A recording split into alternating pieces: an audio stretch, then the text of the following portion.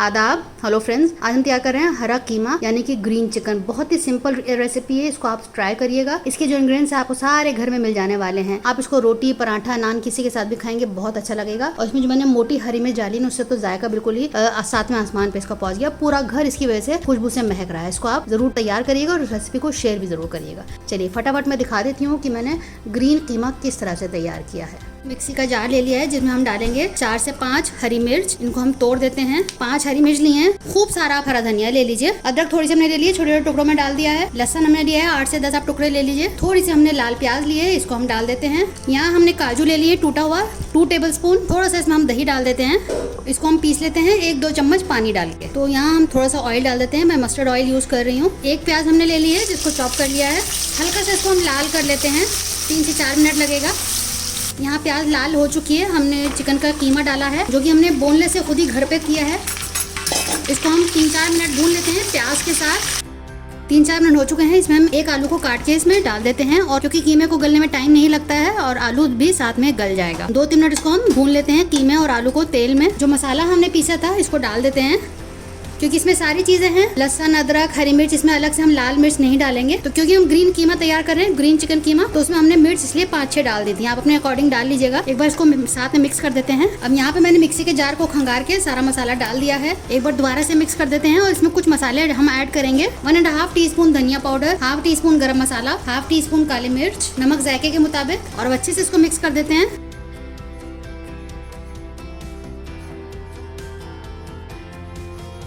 अच्छे से मिक्सिंग हो चुकी है। अब इसको हम 10 से 15 मिनट के लिए गलने के लिए छोड़ देते हैं, लो फ्लेम पे ढक के। मिनट हो चुके हैं पकते हुए। देख सकते हैं कि आप तेल ऊपर रिलीज हो गया है। आलू को मैंने चेक कर लिया है, आलू बहुत अच्छे से गल चुका है। आप इसका टेक्सचर देख लीजिए, इतनी अच्छी खुशबू आ रही है पूरे घर में हरे धनिया की। आप इसको जरूर ट्राई करिएगा, सबको बहुत पसंद आएगा। हरे धनिया की इससे बनी हुई कोई भी चीज बहुत अच्छी लगती है। अब इसमें हम बाकी इंग्रेडिएंट्स डाल देते हैं। मैंने इस तरह की मोटी हरी मिर्च ली है जिनमें ज्यादा तीतापन नहीं होता है, इसमें मिर्च ज्यादा नहीं होती है। इनको मैंने टुकड़ों में करके डाल दिया है। 6 ली है मैंने, और इनको मिक्स कर देते हैं। 5 मिनट इनके साथ भी हम पकाएंगे। हल्का सा हमको हरी मिर्च को भी गलाना होगा, तो इसलिए मैंने इसको अभी डाल दिया है। फिर दोबारा से इसको हम ढक के 5 मिनट पकाएंगे। उसके बाद जो बाकी इंग्रेडिएंट्स हैं मैं आपको बाद में दिखाती हूँ। फिलहाल हम हरी मिर्च को कीमे के साथ गलने के लिए छोड़ देते हैं। बहुत ज्यादा हमको गलाना नहीं है, क्रंची ही रखना है। इस बात का आपको खास ध्यान रखना है। लेते हैं हरी मिर्चों को पकते हुए भी 5 मिनट हो गए। आप देखें कितना बढ़िया तरीके से तेल ऊपर आ गया है और अच्छे से गिलावट हो गई है। नीचे हल्का हल्का सा चिपक भी गया है। तो बस हमको ऐसे ही चाहिए। इस तरह से भुनाई हो चुकी है। बस हमको थोड़ा सा इसको ढीला रखना है। बहुत ज्यादा इसको हम ड्राई नहीं करेंगे, ऐसे ही रखेंगे। बाकी इंग्रेडिएंट्स हम डाल देते हैं इसमें। थोड़ा सा हमने इसमें हरा धनिया गार्निशिंग के लिए डाला है। थोड़ी सी कसूरी मेथी डालेंगे। बिल्कुल इसको डालिएगा, इससे बहुत अच्छा जायका आएगा। अगर आपके पास फ्रेश हो तो फ्रेश डाल दीजिएगा, अगर नहीं है तो आप इस तरह से कसूरी मेथी डाल दीजिएगा। तो अच्छे से मिक्स कर देते हैं। जो हमने इसमें काजू ऐड किया है, दही ऐड किया है, उसकी वजह से बहुत अच्छा इसमें जायका आ रहा है।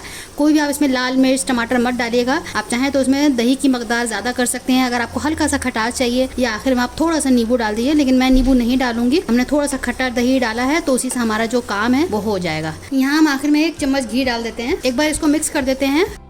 मिक्सिंग अच्छे से हो चुकी है। मैं आपको इसको सर्व करके दिखाती हूँ। आप इसको रोटी, पराठा, नान, बटर नान किसी के साथ भी खाएंगे, बहुत अच्छा लगेगा। मेरे बच्चे तो इसको पसंद करते हैं चावल के साथ, तो उनको मैं चावल के साथ सर्व करूंगी।